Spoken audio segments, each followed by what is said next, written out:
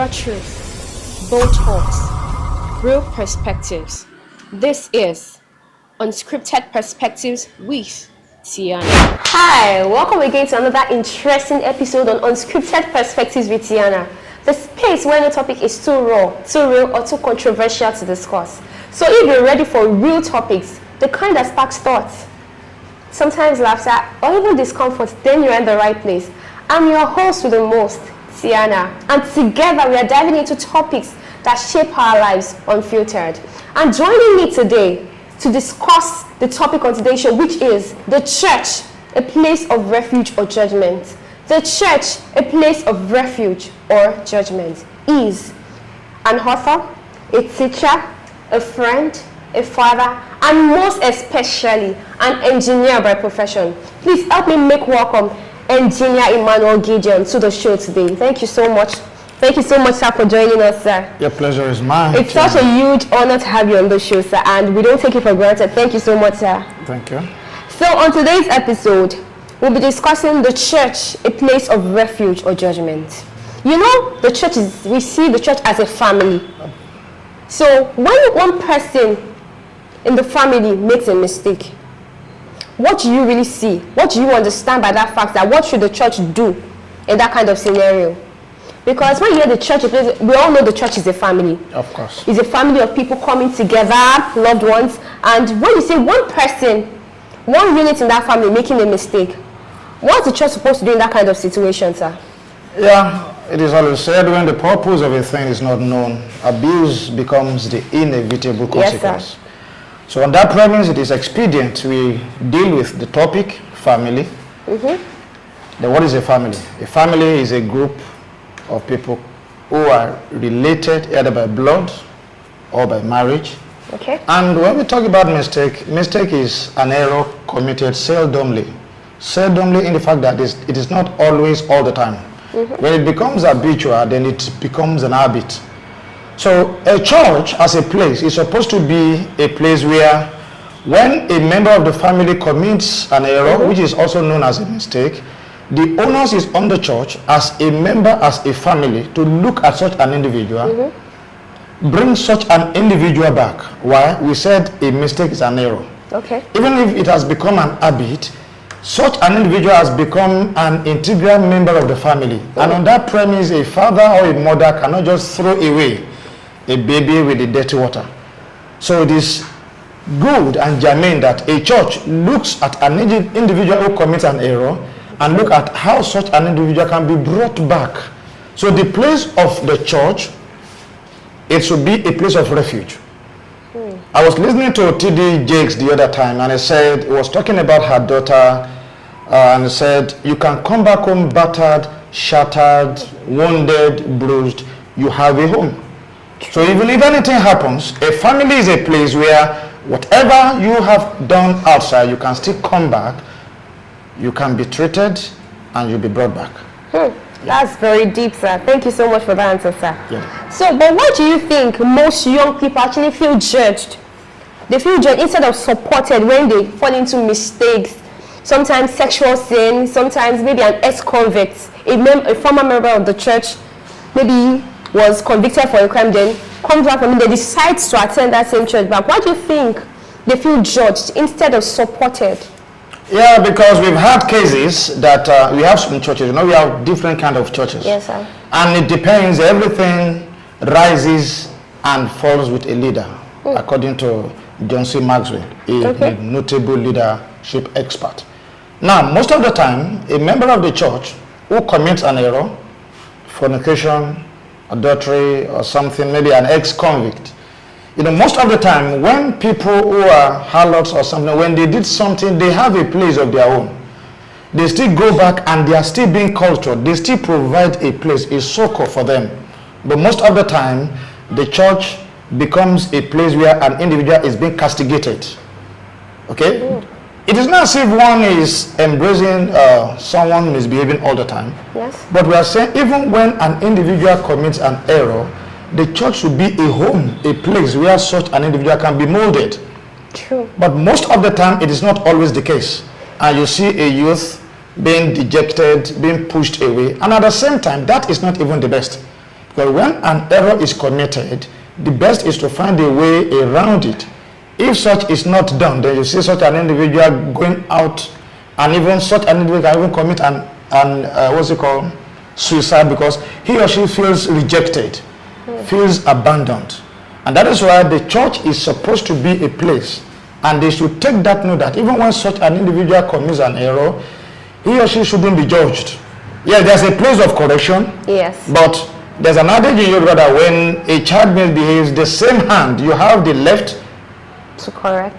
Then you also have the right to also draw them closer. To also draw. So Yes. on no account must a church see an individual, either a youth or a member of the family. You know, we are talking about the church being a family now. Yes, sir. So you shouldn't push such an individual away, but most of the time it's not always the case. And youth feel judged. And instead of them having been corrected, you see them refraining, and before you know it, the bad becomes the worst. Wow. Yeah. True. So thank you so much, sir. So now imagine a scenario whereby someone is asked to stay away from the church for a sin, for a crime, for this kind of mistake we are talking about. Yeah.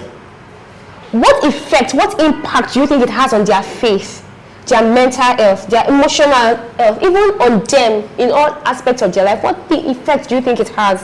What impact, especially on their faith, their mental health, their emotional health? It just, because I believe it has to have an effect actually. But what effect do you think it has on them? Yeah, when an individual commits an error or a mistake in the church, it is too huge. Let me use the word excommunication. That is excommunication. You send such an individual out. That is too big. That is too huge. Before excommunication comes into play, which is sending an individual out of a church setting, it will be an individual who tampers with the basic articles of faith, Okay. maybe doctrinal issue. An individual who had been a pastor and who knows the truth, but he now deliberately breaks it. In order for such not to break the entire church, such an individual can be excommunicated. But for a youth who just committed an error, sending such an individual out of the church is like using cutlass to cut your head on the premise of having an headache. Now there are ways in which issues can be treated. When an individual commits a sin in the church, there's a place of correction. In fact, there's a word called suspension, okay? Yes, sir. And even in those cases, when I was still in my local church, Equa, I actually grew up from Equa before I became a member of Redeem and pastoring a youth church. Even in those days, when an individual commits an error, you can ask such an individual to come to church, but such an individual ceases to function actively. Maybe he's a member of the choir, he or she may not be the one to take the solo lead again, but for you telling such an individual not to come to church again is like throwing a baby away with the dirty water. So you can refrain the guy, you can limit what he or she does in the church until a nominal level of remorse is seen. So when a good remorse is seen in such an individual, we can now say that, wow, this guy has done well, then let's now bring him back. And I want to believe there is no church that will just push that, and that just push an individual away. No, we should be able to look at what has been done, find a way to punish such an individual, but telling an individual to stay away from church is huge, and that is not even what Jesus teaches. No, that is not what Jesus will do. If something happens, a church is a member of the church. I mean, a church is a member of the Christ, and you should be able to look at what Jesus will do in that, if that thing happens.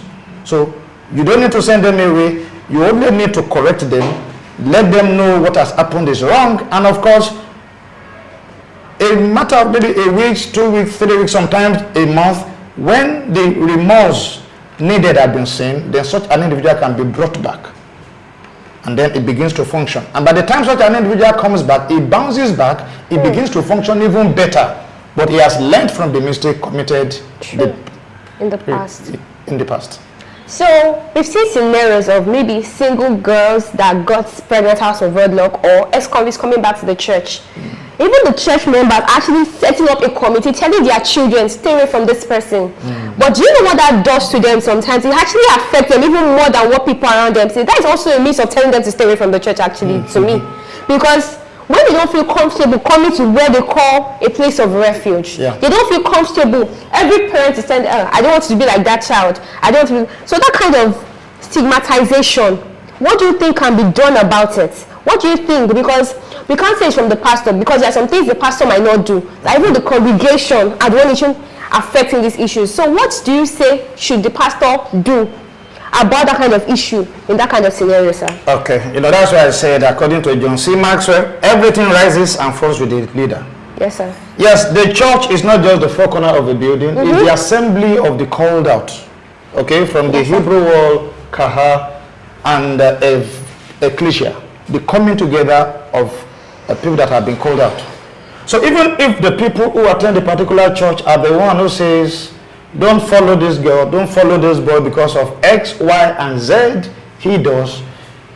Yes, every individual in church can never be the same. Yes. A church is like an hospital, and not everybody is responding to treatment. True. Okay? So we have people in the church who are there to carry the cutlass and cut off your head.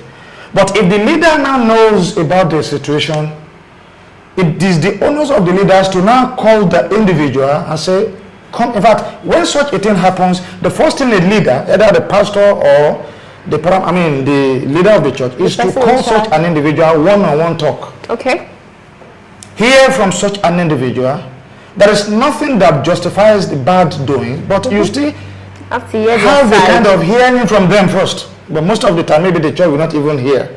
So what should happen is that the leader, when he hears of that, should be able to call the person and say, okay, let's have a talk.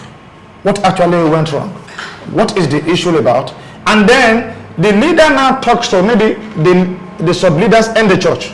Maybe the deacons, the deaconesses, the group leader, or the subcommittee, and says, no, this is the better way of handling issues. There was a time Dr. W.F. Kumoye was talking about marriage committee, and he said that at a time it appears as if even the committee is beginning to do more damage. That most of the time people are not coming out.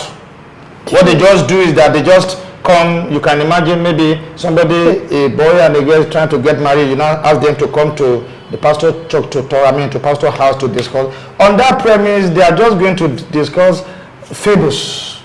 They are not going to discuss things that pertains to them.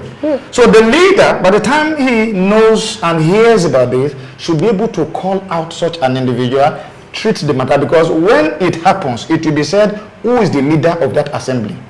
So regardless of what the members of the church are doing, the leader should isolate such an individual one-on-one and have a discussion that could heal the wound.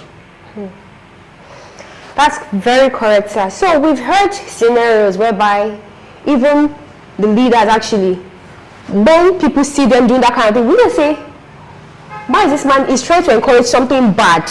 Because some people have that kind of mentality that, so when he's drawing this person closer, he's trying to encourage that bad thing the person has done. What should the leader do in that kind of scenario whereby people are already saying he's trying to encourage something bad without knowing that he's trying to just preach what Jesus Christ would do in that situation? But they see it as something bad, that is encouraging the bad thing the person has done.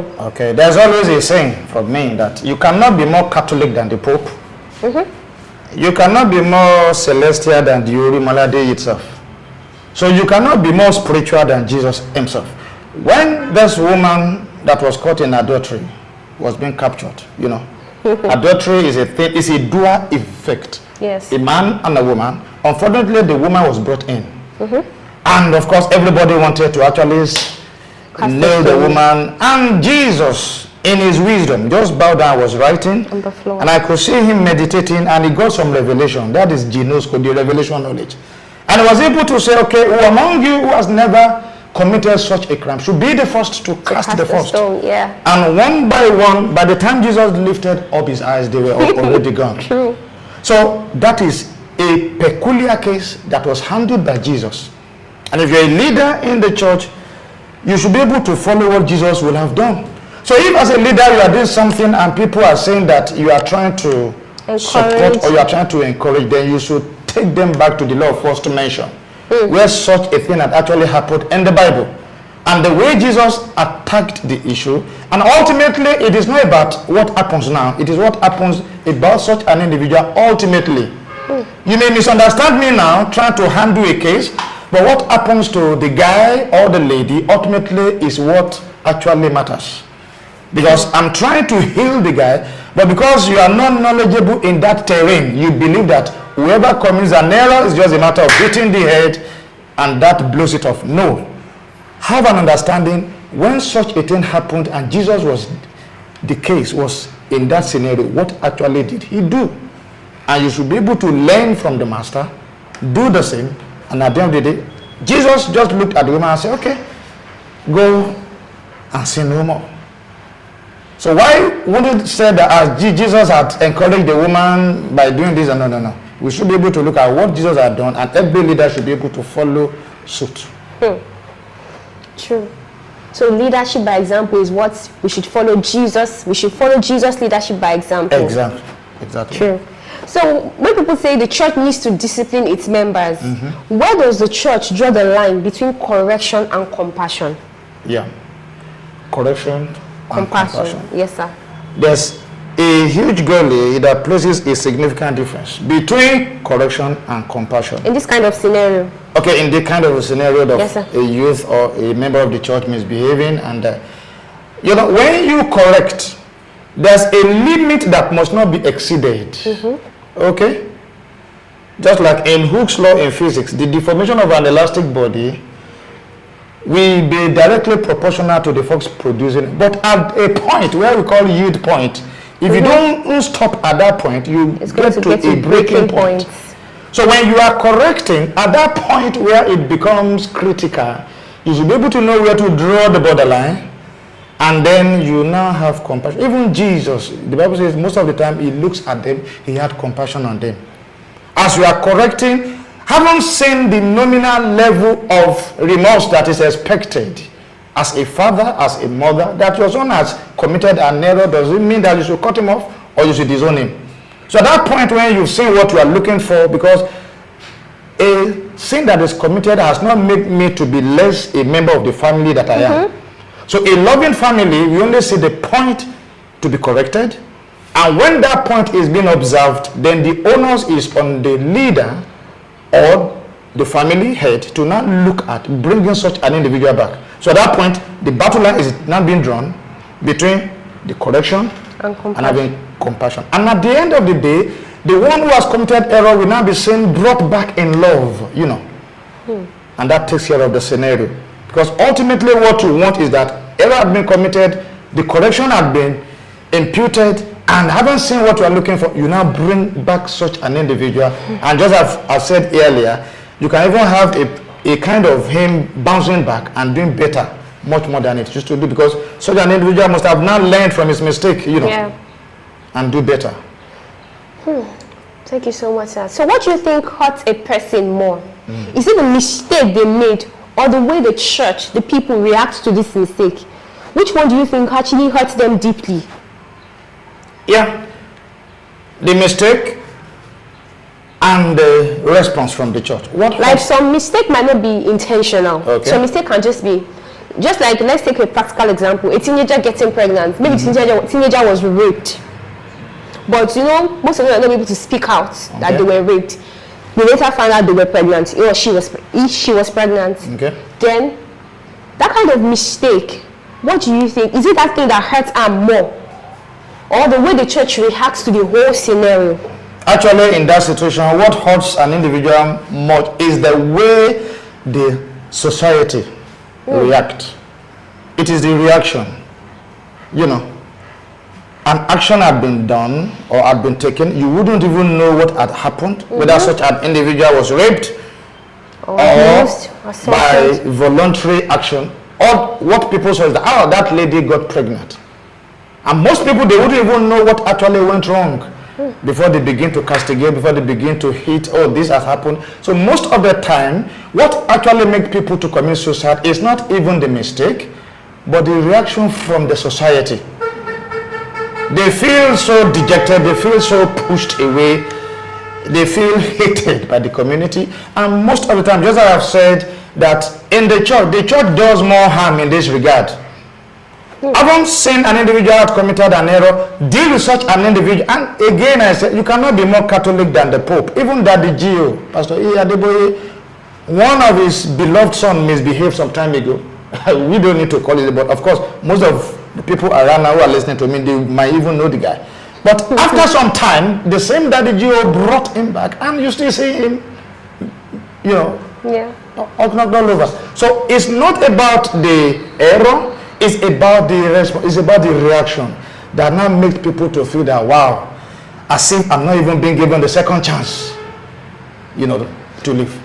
So in that kind of scenario, how would you want to correct that person, even if you don't know what happened? In their mind, they feel like this was not their fault. The mistake can actually be hurting them, and the way the society is treating the whole issue can actually be hurting them. So how do you think they should be corrected? Because that level of correction, they also feel extremely dejected if you are correcting them in a way that blames them for that mistake. So how do you think they should be corrected? Just as I've earlier mentioned, number one, you invite them. Okay. One-on-one. And T.D. Jakes said again, and I said, even when Sarah Jakes misbehaved, he said, come back home battered, shattered, you still have a place in my home.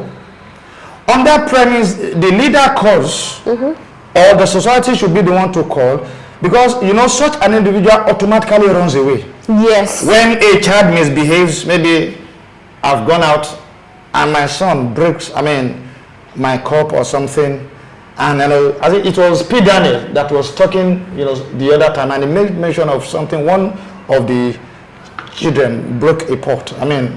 A particular tumbler at a tumbler, the glass cup, and before you know it, as the daughter had the son of the dad, had the voice of the dad, and the girl just into hiding. And by the time this guy came, where is Zoe? And it was like, Zoe is here. What happened? I said, Daddy, I broke the cup. Now the lady discovered that he had committed more like an abomination. Oh, this daddy's cup, that is this and that. In that same scenario, when a child she has the tendency or the propensity to run away. There's no courage to even show the face. Okay, but now the father or the leader now calls, looks for such an individual, invite and talk one-on-one, because the courage is not even there to show up. Yes. So the leader is not the one who draws such an individual, talks to such an individual and say, okay, you have done this, you've done that, why have you done this? And somebody will say, why are you asking that kind of a question? Most of the time, let us always know how to ask questions. What happened for an event to have taken place? And by the time you have that courage, because the other guy does not even have that courage, you will be the one to invite them, to call them, and then they'll be able to express themselves. And whatever you need to do, you should be able to do. But remember, the bottom line is that it's still a member of the family. And then you cannot bring them back. You should be the one to invite them, because they will not even be around you. They want to run away. You can even see that some ladies, some men, they misbehave. They want to relocate. The father will not be the one to show the other, come back home. I'm still your father. The fact that we've committed this error does not make me less the father I am to you, and I won't disown you on that premise. This, and that I'm going to do, and when the remorse is being seen, then you can bring them back. So the father should be the one to call. Interesting. That was deep. So for someone listening right now who has been rejected, who has been condemned, what word would you want to say to them now? Yeah, one word I want to say is to be encouraged. Okay? No matter whatever has happened, and in that, what the society or the leader wants to see in you is that, are you sorry about what you have done? And if you are feeling sorry about what you've done, then the society can bring you back. And if you live in such a society where they just castigate you, they push you aside, and they are not trying to bring you back, you just need to encourage yourself. When there was a scenario that happened in the Bible says David encouraged himself. So when the chips are down, nobody wants to encourage you. You encourage yourself. Because if you commit suicide because of the pain of an error being committed, by the time you get to the other side, you will understand jumping from fry pan into fire. Yes. Exactly. So if If you live in a society that is good enough, they will bring you back. But if they are not bringing you back, bring yourself back. Go and report. We have seen people who are even bold enough, they committed an error, they will be the one to go and media that and report themselves. Wow. Daddy, I did this. Courage. It takes courage. Okay? That's just like the other time before this guy died, Samuel also, something happened and he was able to say, oh, I suspended myself, this, and that. He already knows the likely error that have been committed. He also knows the likely punishment that should be melted to whoever commits such error, and he's already saying it. So such an individual should see himself as someone to be given the second chance. And if nobody is giving you the second chance, give yourself that second chance. Come back home and make it known that this is what I have done, and this is the best way to actually handle the case. And in that case, you are living. It's like somebody who fought and ran away. You're only living to fight another day. So you are making yourself available in order to re-energize yourself. And in the nearest future, you've learned from the mistake of the past, and you don't want to commit such again. Thank you so much, sir. Yeah. So what final words do you have for our viewers out there? Yeah, the final word I want to pass across to the viewers is that, number one, as a church is supposed to be a family, a place of refuge, not a place of punishment. And number two, even if a member of the church misbehaves or commits an error, the onus is on the church to find a place to forgive, to find a place to call such an individual, to find a place to bring them back, because what actually matters is that as a leader, everyone under you, you are responsible to them, and a question will be asked, what have you done? And finally, the one who is being battered and shattered should be bold enough to come back home, because there's no place like home. Thank you so much, sir, for this opportunity and for the wise words of wisdom you've shared with us. We really appreciate it, sir. Thank you so much, sir. You're most welcome, and your pleasure is mine. Thank you, sir. Yep. And to my viewers out there, please don't miss another interesting episode on Unscripted Perspectives with Tiana. This is going to be more interesting. You can hear different words of wisdom, and you don't want to miss more. Thank you so much, and stay tuned. Bye for now. This is Unscripted Perspectives with Tiana.